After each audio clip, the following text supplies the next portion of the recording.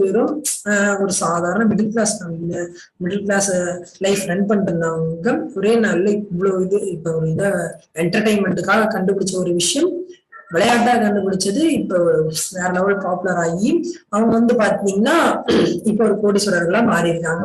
இல்ல அது மாதிரி லைஃப்ல வந்து பாத்தீங்கன்னா சேஞ்சஸ் எப்பனாலும் வரும். அதுக்கு வேற நல்லா இருக்கும்.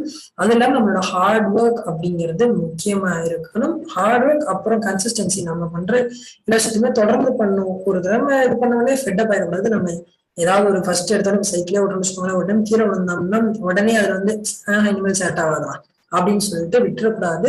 கண்டினியூவா ட்ரை பண்றதுனால இப்ப எல்லாம் சைக்கிள் ஓட்டுறோம் ஓகேங்களா.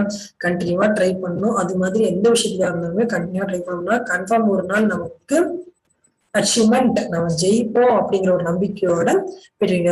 இப்ப இந்த 2021 வந்து பாத்தீங்கன்னா கிட்டத்தட்ட 38 மில்லியன் 38 மில்லியன் யூடியூப்